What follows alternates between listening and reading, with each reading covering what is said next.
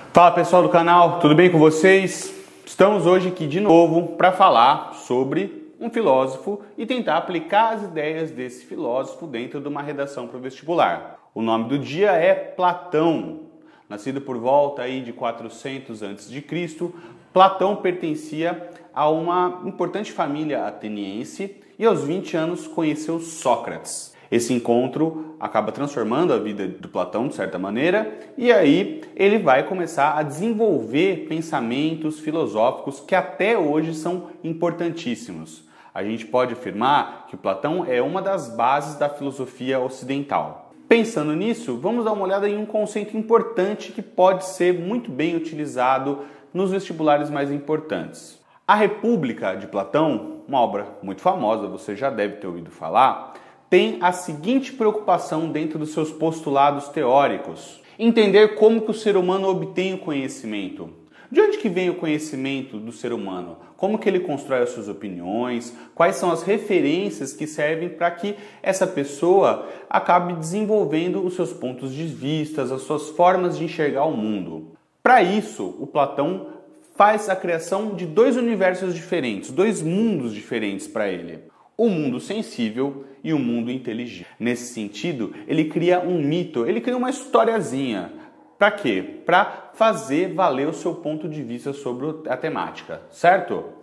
Vamos dar uma olhada em como funciona o mito da caverna de Platão. Platão vai contar então a história de indivíduos que estão acorrentados e presos dentro de uma caverna, sem saberem. Dentro dessa caverna, eles só conseguem enxergar uma parede e dentro dessa parede eles podem ver objetos, elementos que se movimentam e criam a visão de mundo deles em cima disso. Um dia, um desses indivíduos sai da caverna e, ao sair da caverna, percebe que, na verdade, aquilo que eles viam eram sombras refletidas provenientes da luz que vinha do exterior dessa caverna. E aí ele se depara com esse mundo chamado por Platão de mundo inteligível.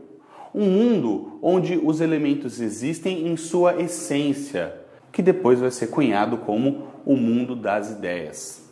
Dentro da caverna sobram somente as sombras, que são projeções desse mundo inteligível, chamados por Platão de mundo sensível.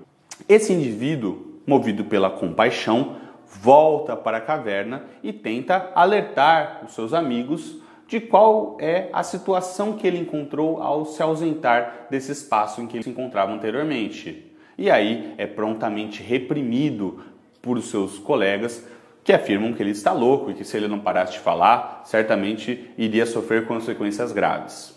Atualmente, de certa maneira, se pensarmos na teoria de Platão, vivemos em um mundo em que muitas das nossas opiniões, os nossos argumentos, nossos ideais são construídos por elementos que vêm de fora do indivíduo. Então, a internet, a televisão vão funcionar basicamente como essas sombras refletidas na caverna de Platão. Vamos dar uma olhada para ver como que isso foi utilizado dentro de uma redação no vestibular. A FUVEST de 2010 colocou para os seus candidatos trabalhar uma temática que envolvesse o mundo e as imagens, ou seja, como que as imagens são responsáveis pela visão de mundo que a gente tem, que a gente adquire, que a gente desenvolve.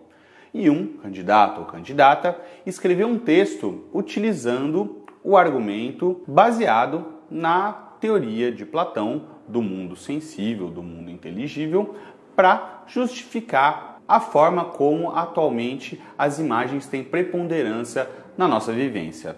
Vamos dar uma olhada para ver como que isso foi feito. A representação de mundo, intrinsecamente relacionada ao tempo e ao espaço, na sociedade pós-moderna, mais do que nunca fundamenta-se na representação, no simulacro do real pela produção imagética de mundo. O despertar da racionalidade permitiu à humanidade perceber o espaço na representação do mesmo. A representação sempre existiu de forma natural e instintiva, mas a partir da organização da sociedade e da cultura, foi concebida de forma mais intensa pelo imagético.